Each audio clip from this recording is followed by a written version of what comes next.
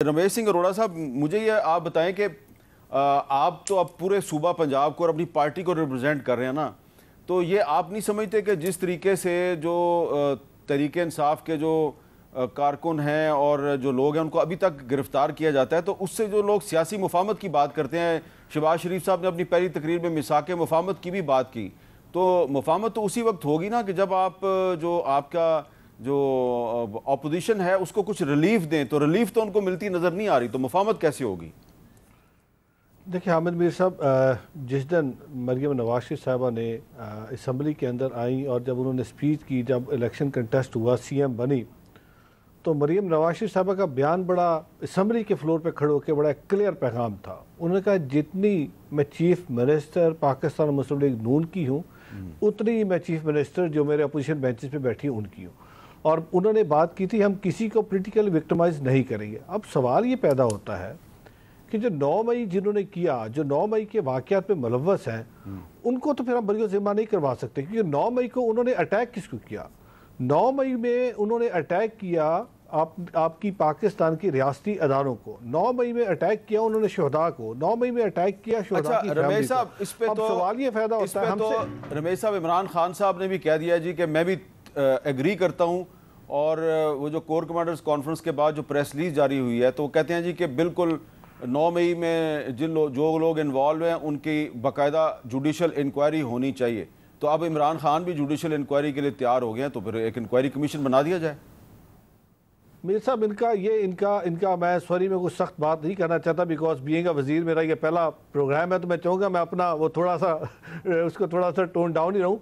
अब सवाल ये पैदा होता है कि ये जो पहले जितनी इंक्वायरियाँ हो चुकी हैं, जितने GITs बन चुकी हैं, जिसमें ये तफ्तीश होने के बाद अब तो इनकी सजाओं का टाइम आ गया, और अब इनको ये चाह रहे कि अब इसको ये लिंगर ऑन करें ताकि लोगों की तवज्जो उठाए। और फिर वही मैं दोबारा बात करूँगा, फिर ये पॉइंट स्कोरिंग की तरफ जाना चाह रहे। भाई अब तो आप शामिल आपकी तफ्तीशें हुई, आपकी इंक्वायरियाँ हुई, इंक्वायरी के बाद अब तो सज़ा मिलने वाली है। अब ये चाहती है कि टाइम गेन करें, और ये इनकी पॉलिसी रही है। आप देखें, जब भी कोई इस तरह का वाक़या है, इन्होंने इसी तरीके से किया, एक चीज़ को चलते चलते अचानक दरमियान में सबोटाज करते हैं और फिर बाद में कहते हैं इसकी एक नई इंक्वायरी करवाते हैं, नई जुडिशल कमीशन बना दे। अब तो आपने जो 9 मई को किया था, अब आप उस इंक्वायरी के अंदर बुक होने वाले हैं। अब तो आप पे फर्द जुर्म कुछ पे आयद हो चुकी है, कुछ पे आयद होनी है, और मुझे लगता है कि अब इसको बिल्कुल कैफरे करदार तक पहुंचना चाहिए। क्योंकि हुआ ये कि 9 मई के जो वाक़यात हैं, उन्होंने पाकिस्तान को जिस तरीके से इंटरनेशनली बदनाम किया है, जो पाकिस्तान को खासकर आप शहदा की फैमिलियाँ देखिए, जिनके खामंद, जिनके बच्चे, जिनके वालिद मैदान जंग के अंदर, या आप देखें ना किस तरीके से वो शहीद हुए, आज अब उनके पुतले जला रहे हैं। आप और देखिए कि कर्नल शेर खान, जिसके बारे में इंडियन जनरल ने कहा था कि इनको आप दें, निशाने हैदर दें, आप उनका पुतला जला रहे हैं।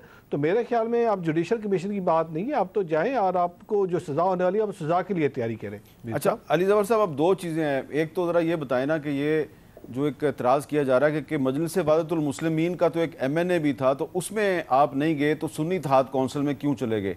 ये यकीनन एक वैलिड क्वेश्चन है, इसका कोई जवाब है आपके पास? जी देखिए, इसका बेसिकली आप बिल्कुल दुरुस्त फरमा रहे हैं। ये एक ऑप्शन थी और बहुत बेहतरीन ऑप्शन थी, लेकिन एक सियासी फ़ैसला किया गया कि इसको उनको नहीं ज्वाइन करना और सुन्नी इत्तेहाद को करना है। जिस तरह मैंने कहा कि वो शायद अगर ऑप्शन हो जाती तो ये मामला ना होता। बिल्कुल एक आप बहस कर सकते हैं, इसमें कोई शक नहीं, लेकिन इशू ये है कि क्या ये ममानियत है कि आप कोई ऐसी जमात को नहीं ज्वाइन कर सकते जिसके पास लिस्ट ना हो। जी, अगर आइन में और कानून में ऐसी ममानियत नहीं है तो फिर आप ये तो कह सकते हैं कि बेहतर होता कि आप वो वाली ऑप्शन ले लेते, लेकिन आप ये नहीं कह सकते कि जो ऑप्शन आपने चूज़ की वो गलत ऑप्शन थी या कानून के ख़िलाफ़ ऑप्शन थी। तो ये तो इस मामले को बात आपकी, ये मामला जो है, ये आप समझते हैं कि अदालत में आप अपना मौक़िफ़ दुरुस्त साबित कर पाएंगे?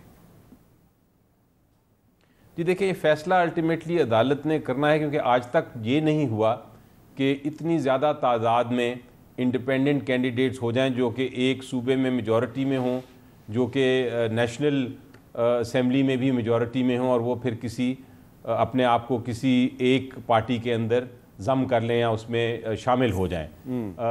कानून और आइन ये अज्यूम करता था कि शायद 1, 2, 5 इंडिपेंडेंट्स होंगे और वो फिर मुख्तलिफ जमातों को ज्वाइन करेंगे, और यही होता रहा तारीख़ में।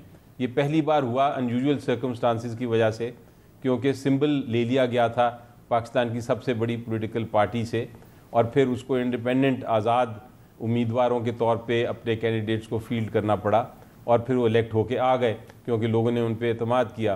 तो इसलिए ये एक अनयूजुअल सिचुएशन थी जिसके ऊपर अभी तक आइन ने या कानून ने, इलेक्शन एक्ट ने या रूल्स में भी बाकायदा तौर पे इस किस्म की सिचुएशन को कवर नहीं किया। तो यकीनी तौर पे ये पहला इम्प्रेशन का केस होगा अदालतों के सामने भी, पहली बार इस किस्म का केस आया है, तो वो फैसला करेंगे और एक हतमी फैसला हो जाएगा आइदर वे।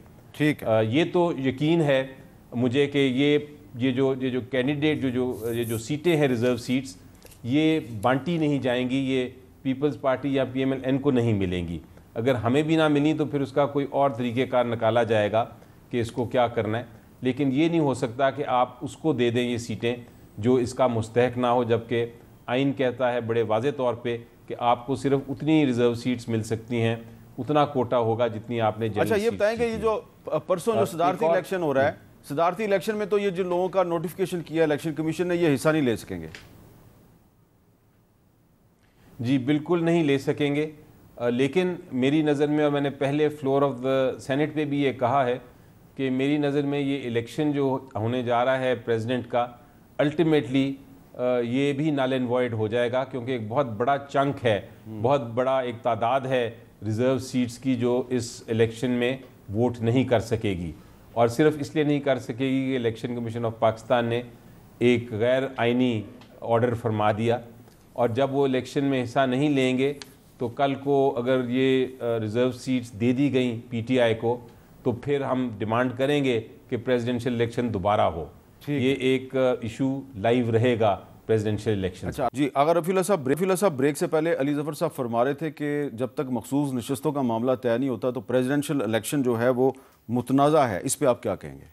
ये एक ख्वाहिश है अली ज़फ़र भाई की, और ख्वाहिशों पे कोई पाबंदी नहीं है।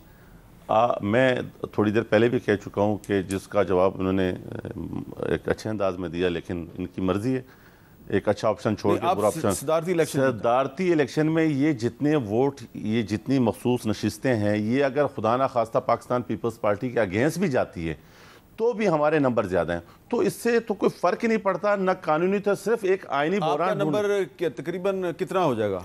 हम 400 से अबव जाएंगे, 400 से ऊपर जाएंगे जी, 100। अच्छा, क्योंकि अगर देखें तो जितने वोट मिले हैं कौमी असम्बली से शहबाज शरीफ साहब को, उतने ही मिल जाएंगे? नहीं जी, नहीं जी, आप देखेंगे मैं किसी पे, चूंकि हमारे पार्टी में इसकी, हम कोई इस चीज़ का नहीं समझते हैं कि किसी की भी पर्सनैलिटी के ऊपर आप ये कहें कि जी ये ऐसा है या वैसा है।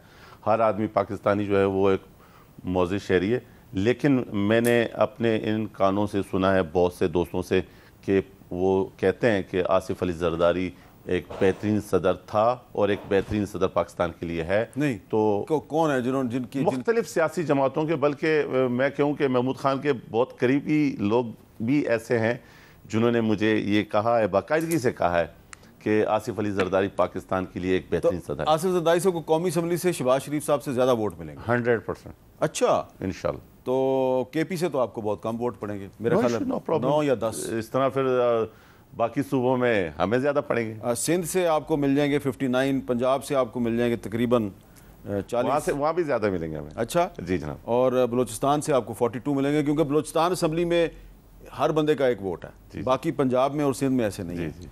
तो तकरीबन 401 आप कह रहे हैं? हाँ, नहीं ज़्यादा। अच्छा, 400 से भी ज़्यादा? जी जी, देख लें आप। जी सर, मैं कह रहा हूँ। और ये आप ये जो मखसूस नशिस्तें हैं वो निकाल के कह रहे हैं? जी, मैं कह रहा हूँ कि ये अगर ये वैसे तो हमारी है। आपने कहीं MQM को तो नहीं डाल दिया बीच में?